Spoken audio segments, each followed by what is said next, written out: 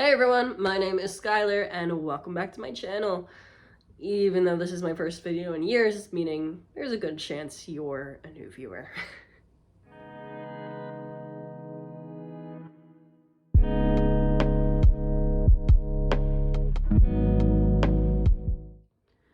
So, hi. Obviously, this is a little bit of a new thing for me, but without going into too much detail, let me just say that I am glad to be back on YouTube and I'm here with content. For once in my life, I have both solid video ideas and the resources to actually make them. And I don't know about you, but I am definitely grateful for that. Today, we're going to be taking an unnecessarily detailed look at Disney's Frozen, the impact that it had on the world, the ways it got kind of gross, and discuss why anyone, or if anyone, still gives a over a decade later. If you enjoy this video, feel free to subscribe, give it a thumbs up, and let's dive in.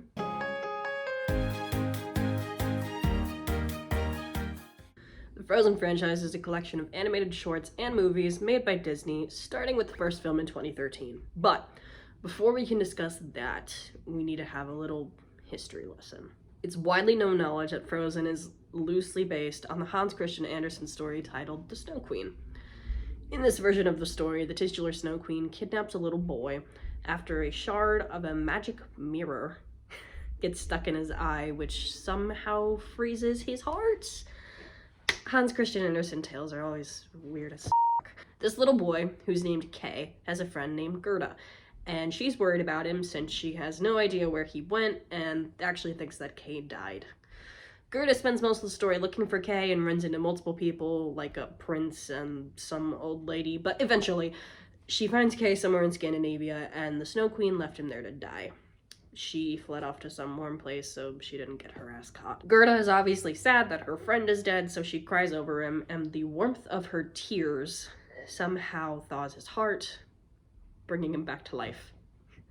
She sings the song that they both know, which makes him cry because he's like, oh my god, you care about me! And his tears wash out that mirror glass that was in his eye, so he's all better. Then they go home and sing Kumbaya, while the Snow Queen probably does the same thing again somewhere else. The end. Based on that description, you can probably already see some similarities between Frozen and its source material, but chances are you still know that it is a wildly different story. Part of that is probably because of how many times the script was with. You see, Disney wanted to use the Snow Queen as source material for a film as far back as 1943. Jesus Christ. But every time they tried, they ended up scrapping the idea because they felt like the story and the Snow Queen character were just too dark for their brand. However, they changed their mind a little bit when The Little Mermaid rolled around. The Little Mermaid, released in 1989, was also based on a arguably much darker Hans Christian Andersen tale, but since the story was adapted and tweaked to fit into a musical, it was a smash hit. Over the next few decades after the success of The Little Mermaid, Disney started messing with the idea of a Snow Queen movie again by making it into a musical, but ultimately they were still running into issues with writing the titular character. It wasn't until the mid-2000s when they started making any signs of progress, largely thanks to Tarzan, Surf's Up, and Frozen's future director, Chris Buck. Once Frozen hit the story development stage, the cruelty of the Snow Queen character reared her ugly head again, and said character went through a lot of different iterations. It is not hard to find Elsa concept art online, and she went through varying degrees of evilness. Eventually, the story morphed into Elsa and Anna being sisters, meaning the writers now had to balance Elsa's evil qualities with making her a compelling character and not being too bitchy towards her sister. Around the time they were trying to do that, Let It Go was written, which inspired the team to make Elsa a sympathetic character instead of a villain, and the rest is history. Except we're actually done with history now, and we can talk about the final product.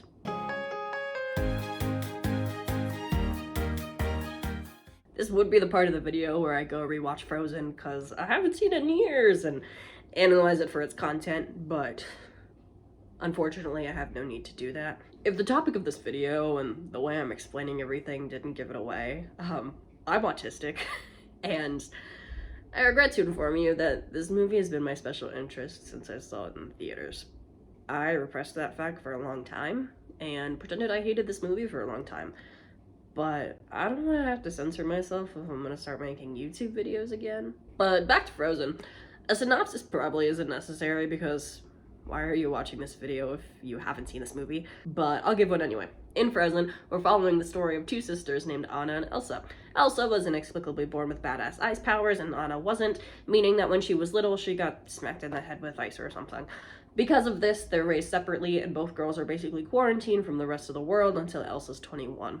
Her parents died when she was 18, and after 3 years of anarchy, I guess, Arendelle over it. So it's time for Elsa's coronation, and Anna uses this to get excited about meeting a guy for the first time. She does meet a guy named Hans, but Elsa doesn't like that, resulting in a fight, resulting in her powers being exposed to everyone. Elsa off to a nearby mountain and accidentally causes what everyone calls an eternal winter, even though they have no proof it'll last forever. Anna decides to go after her, and along the way, she meets random people and creatures, much like Greta from the source material. Of course, one of these people is a male love interest named Kristoff, because Disney movie got a Disney movie, and when Anna gets to Elsa, she gets smacked with ice again because Elsa wants to stay on her mountain. Luckily, Kristoff was raised by these little rock troll things, which, by the way, the trolls do seem to have some basis in the source material since they make that weird mirror we talked about, but I left that out because I think the trolls are stupid. But Kristoff takes Anna to the trolls so they can tell her that she's gonna die unless she gets true love's kiss. So Kristoff takes Anna to Hans, but spoiler alert, which if you haven't seen Frozen, sorry. But the kiss doesn't work because Hans is a twist villain, so he leaves to kill Elsa, and Anna stumbles her way outside to see this. She sacrifices herself to literally shield Elsa from Hans' sword, but obviously she's dead now. So Elsa cries over her, and her doing this revives Anna since they both showed they love each other. Yay. Let It Go plays in the credits, everything is great, and Disney f***ing cashes in on this movie. When it came out, it was the highest grossing animated film of all time, and it's since dropped to 6th place, but it held that spot for 7 years. That's f***ing crazy. It made nearly $1.3 billion at the box office, and with numbers like that, you're obviously gonna take over the world. And it did. I don't need to sit here and talk about the massive impact that Frozen had on pop culture, because unless you're in elementary school, you were here for it. And you still might have been here for it if you were in elementary school. Countless pieces of Frozen merchandise like clothes, dolls, play sets, dresses, and a million other things were made for children upon Frozen's release. Because obviously this isn't Disney's first rodeo. Their marketing team is a fucking beast, and running the merchandising department for one of the most money-hungry corporations I've ever seen, but goddamn, they are good at it. They're amazing at churning out low-quality toys and clothes for the hordes of children who sang Let It Go in the car 8 times in a row. But what I think was unprecedented was the way everyone was latching onto this movie, not just kids. A bunch of different companies trying to ride off of Disney's coattails made adult-sized costumes for the sake of cosplayers and super fans alike, including an itchy Anna dress that I bought at the ripe age of 13. But once those companies realized how popular Frozen was getting, they went insane. If you can think of an item, there is a version of it with Elsa's face slapped on it. Oven mitts, shampoo, waffle makers, couch pillows, face masks. If I go over every single piece of weird Frozen merch I could find during my research, we'd be here for hours. Point is, there was, and still is, a lot of it. And a lot of it was finding its way online in the form of YouTube content. We'll discuss the more infamous YouTube content surrounding Frozen in a while. Put a pin in it. But before all of that happened, there were a lot of Let It Go parodies and medleys of all the songs. Speaking of which, it's time to address the extremely popular, wickedly talented elephant in the room.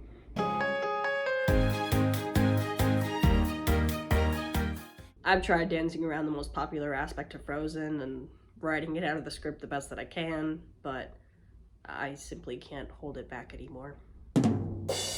Let It Go was written for Frozen by Kristen Anderson Lopez and Robert Lopez, and like I said earlier, it accidentally morphed Elsa into not being a villain anymore. According to the song's Wikipedia page, once they had written the song, they knew they had to rewrite the whole movie to include it. Fun fact, it was also originally in a lower key, but Idina Menzel, voice of Elsa, thought it sounded too sultry, so they bumped it up a little to sound more innocent. Whatever that means. I'm not gonna slap together a synopsis for this song like I did for the film because you've heard it. I know you've heard it. It's probably stuck in your head right this second. I know you've f***ing heard it. If you somehow haven't heard it, maybe you've heard it according to Google Translate, or maybe you've heard Let 'Em Burn, or Let It Glow? How about one of the countless parodies that include cursing? Or one of the literal parodies that explain everything happening on screen? Maybe the shittily animated ones or the gender-bent ones are more your vibe. I even tried writing one of these at one point. These things were everywhere. And it just goes to show how much the popularity of Let It Go carried the popularity of Frozen as a whole. At the base level, it's a good Disney song, but nearly everyone, me included, thought that it was an amazing and untouchable work of art. Of course, there's people who hated it because they're allergic to fun, but a lot of the hatred you'll see for Let It Go comes from its insane popularity. People love to hate popular shit, that's not new, but the intense love that some people had for Frozen was almost as intense as the hate that others had. It almost looped around to being love again, since there's some parodies and other Frozen-related YouTube content that just talk about how bad they think it is. Some people definitely took the hate too far, though. I know I was pretty annoying about this movie when it was newer, but I got genuine death threats over it. People told me to end my life over liking a movie. I'm being serious. People are entitled to their own opinions, and thankfully I don't hold this movie as close to my heart as I did in middle school, and I can definitely see issues with the plot, but telling someone to commit over an interest, or over anything, really, is never okay, and it still kind of disgusts me that someone would say that. Interactions like that are kind of what suppressed my feelings about this film, and to this day I regret doing that because who cares? Like what you like. Cringe culture is dead. Be yourself and be happy. I wasn't expecting this part to get serious, and I'm sorry for that, but unfortunately it's only gonna go downhill from here because it's time to discuss the YouTube scene regarding Frozen and the disaster that followed.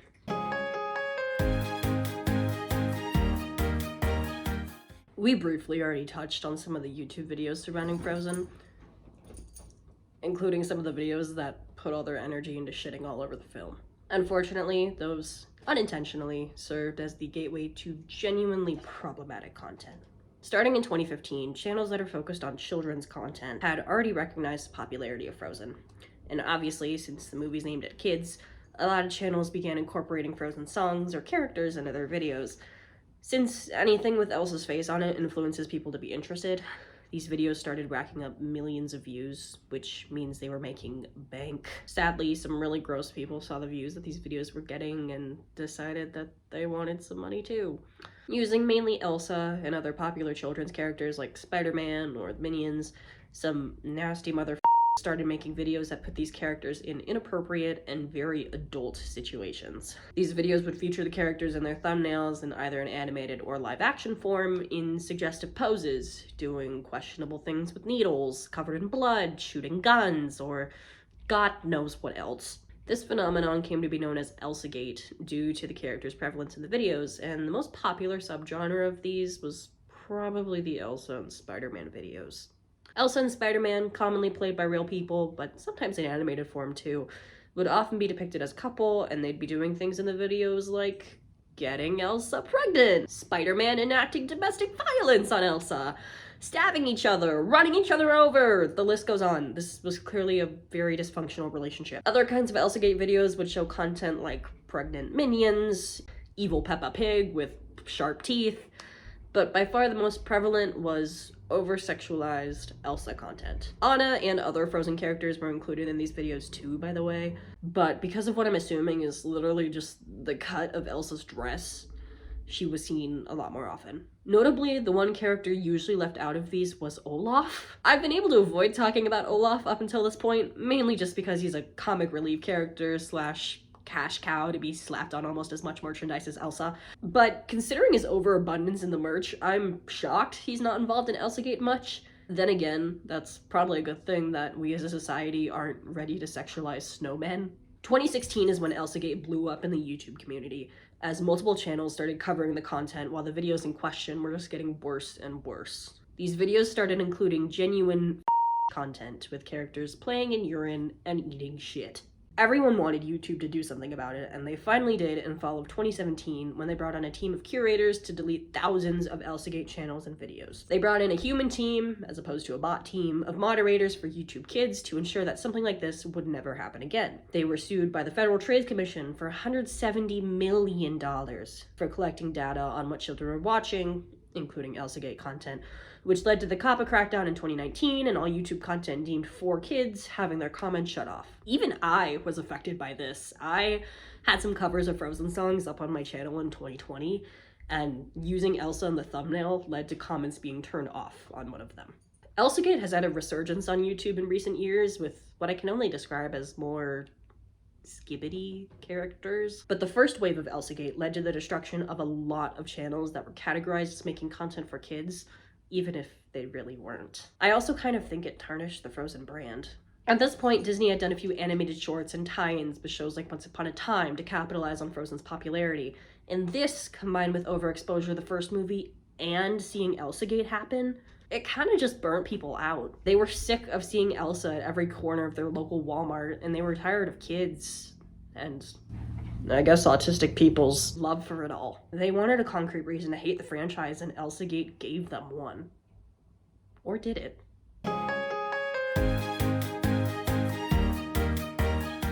Frozen 2 was released in 2019 by the same directors as the first film, and in theory, the plot followed Elsa as she was following the sound of a voice and learning the source of her powers.